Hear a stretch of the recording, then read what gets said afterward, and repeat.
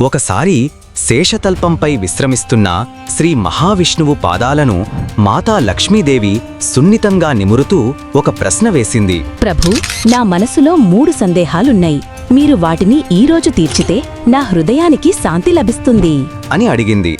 విష్ణువు సమాధానమిస్తూ, ఓ దేవి, నీ సందేహాలను నిస్సంకోచంగా అడుగు. నేను వాటికి సమాధానమిచ్చి నిన్ను సంతృప్తిపరుస్తాను అన్నాడు. అప్పుడు లక్ష్మీదేవి ఇలా అడిగింది: ఏ మహిళకు తన భాగ్యంలో పుత్ర సంతానం లభించదు?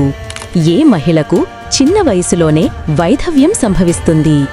ఎలాంటి పనులు చేస్తే స్త్రీకి మరణానంతరం స్వర్గం ప్రాప్తిస్తుంది?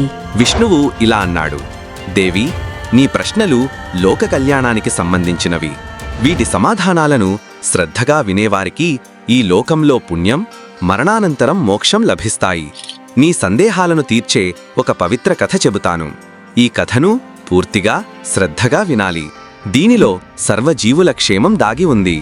ఈ కథను విన్నవారి 32 పాపాలు క్షమించబడతాయి అని చెప్పాడు. లక్ష్మీదేవి ఆనందంగా ఒప్పుకుంది. విష్ణువు కథ ఆరంభించాడు. పూర్వం కాశీపురంలో ఒక చిన్న వ్యాపారి నివసించేవాడు. అతనికి కొడుకు, కోడళ్ళు ఉన్నారు. వ్యాపారి ఇంట్లో సంపదకు లోటు లేదు. కాని అతని భార్య స్వభావం దుర్మార్గంగా ఉండేది. ఆమె తన కోడలు సరస్వతికి కొడుకు కాకుండా కూతురు పుట్టింది అని చిన్న చూపు చూసేది. సరస్వతి ఒక పతివ్రత, భగవంతునిపై అపార విశ్వాసం కలిగిన స్త్రీ. ఆమె ఇంటి పనులన్నీ శ్రద్ధగా చేసేది. అయినా అత్త ఆమెను హింసించేది, అవమానించేది. సరస్వతి ప్రతిరోజూ బ్రహ్మముహూర్తంలో లేచి ఇంటి పనులు చేసేది. రోజంతా శ్రమించి రాత్రిపూట మాత్రమే విశ్రాంతి తీసుకునేది. అయినా అత్త ఆమెను తప్పుపడుతూ అదనపు పనులు ఆదేశించేది. ఒకరోజు అత్త బయటకు వెళుతూ, సరస్వతి, నేను వచ్చేలోపు భోజనం సిద్ధం చెయ్యి. ఒక్క మెతుకు వృధా అయినా సహించను అని కఠినంగా హెచ్చరించింది. సరస్వతి భోజనం తయారు చేస్తుండగా ఒక బ్రాహ్మణ భిక్షగాడు తలుపు తట్టాడు. అతను, తల్లి, నీవు సదా సుమంగళిగా ఉండు. నాకు కడుపు నిండా అన్నం పెట్టు. నీ బాధలు తొలగిపోతాయి అని ఆశీర్వదించాడు. సరస్వతి ఆలోచనలో పడింది. అత్త వస్తే తిడుతుంది, కాని అతిథిని ఖాళీగా పంపడం ధర్మవిరుద్ధం అని భావించి తన వాటా అన్నాన్ని బ్రాహ్మణుడికి వడ్డించింది. అత్త తిరిగి వచ్చి బిచ్చగాడు భోజనం తింటుండగా చూసి కోపంతో ఊగిపోయింది. దుర్మార్గురాలా, నీవు నా మాట తప్పి బిచ్చగాడికి అన్నం పెట్టావా అని అరిచి బిచ్చగాడి అన్నాన్ని బయటకు విసిరి సరస్వతిని తిట్టి ఇంటి నుండి బయటకు గింటేసింది. సరస్వతి గుమ్మం వద్ద నిలబడి బ్రతిమిలాడినా అత్త వినలేదు. నిరాశతో సరస్వతి తన పుట్టింటికి వెళ్లేందుకు బయలుదేరింది. దారిలో ఒక అడవి దాటుతుండగా భయంకర తుఫాను మొదలయింది. వర్షం నుండి రక్షణ కోసం ఆమె ఒక చెట్టు కింద ఉన్న గుడిసెలో ఆశ్రయం పొందింది. గుడిసెలో సరస్వతికు ఆ బ్రాహ్మణ భిక్షగాడు రూపంలో సాక్షాత్తు శ్రీ మహావిష్ణువు దర్శనమిచ్చాడు. ఆమె ఆయన పాదాలపై పడి, ప్రభూ, నా బాధలు తొలగించండి అని వేడుకుంది. విష్ణుమూర్తి, సరస్వతి, నీ అత్త దుర్మార్గం వల్ల నీవు బాధపడుతున్నావు. నీకు పుత్ర సంతానం లేనందున ఆమె నిన్ను అవమానిస్తోంది. ఈ తాళపత్ర గ్రంథం తీసుకో. దీనిలోని పరిహారాలు పాటిస్తే నీకు గుణవంతుడైన కొడుకు జన్మిస్తాడు అని చెప్పి అదృశ్యమయ్యాడు. సరస్వతి ఆనందంతో తాళపత్రాన్ని తెరిచి చదివింది. అందులో ఇలా రాసి ఉంది: పుత్ర సంతానం కోరుకునే స్త్రీ భర్త ఎడమవైపు పడుకోవాలి. భర్త కుడి ముక్కు స్త్రీ ఎడమ ముక్కు నుండి శ్వాస నడిచే సమయంలో సంగమిస్తే పుత్రుడు జన్మిస్తాడు. ఋతుచక్రం 6వ, 10వ లేదా 14వ రోజు సంగమిస్తే కొడుకు పుడతాడు. సరస్వతి ఈ పరిహారాలను శ్రద్ధగా పాటించి కొన్ని రోజులకు గర్భవతి అయ్యింది. ఒకరోజు సరస్వతి భర్త కట్టెల కోసం అడవిలోకి వెళ్లగా భారీ తుఫాను వచ్చి వారి గుడిసెను కొట్టుకుపోయింది.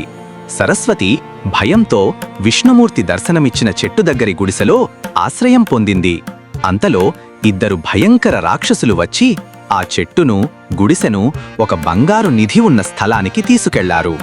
సరస్వతి ఆశ్చర్యంతో బంగారాన్ని చూసి రాక్షసులు దూరంగా వెళ్లగానే కొంత బంగారం తీసుకొని గుడిసెలో దాక్కుంది.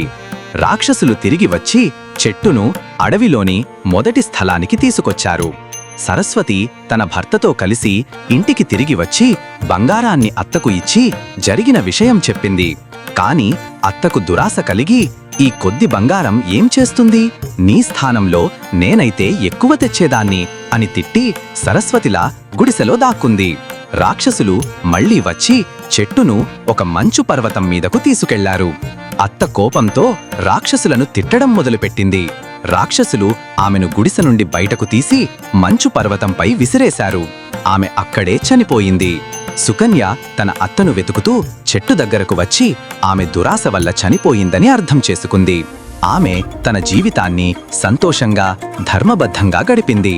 శ్రీ విష్ణుమూర్తి లక్ష్మీదేవికి ఇలా ముగించాడు: హే దేవి, పుత్ర సంతానం కోరుకునే స్త్రీ తాళపత్రంలోని పరిహారాలు పాటించాలి. దురాశ ఉన్న స్త్రీకి వైధవ్యం సంభవిస్తుంది. సంస్కారవంతంగా, శీలవంతంగా జీవించే స్త్రీ మరణానంతరం స్వర్గం పొందుతుంది. ఒక స్త్రీ తన శీలాన్ని ఎప్పుడూ అపవిత్రం చేయకూడదు. శ్రీ మహావిష్ణువు లక్ష్మీదేవికి చెప్పిన ఈ పవిత్ర కథ మీకు నచ్చిందని ఆశిస్తున్నాము. ఈ కథలో ధర్మం, శీలం, దురాశ నుండి దూరంగా ఉండడం వంటి జీవిత పాఠాలు దాగి ఉన్నాయి. మీరు ఈ కథ నుండి ఏం నేర్చుకున్నారో కామెంట్ బాక్స్లో తప్పక రాయండి. జై మహాలక్ష్మి లేదా ఓం నమో నారాయణాయ అని కామెంట్ చేయడం మర్చిపోకండి. ఈ వీడియోని లైక్ చేసి మీ స్నేహితులు, కుటుంబ సభ్యులతో షేర్ చేయండి. మరిన్ని ఇలాంటి ఆధ్యాత్మిక కథల కోసం మా ఛానల్ని సబ్స్క్రైబ్ చేసి బెల్ ఐకాన్ని ప్రెస్ చేయండి. జై శ్రీ మహావిష్ణు. Thank you.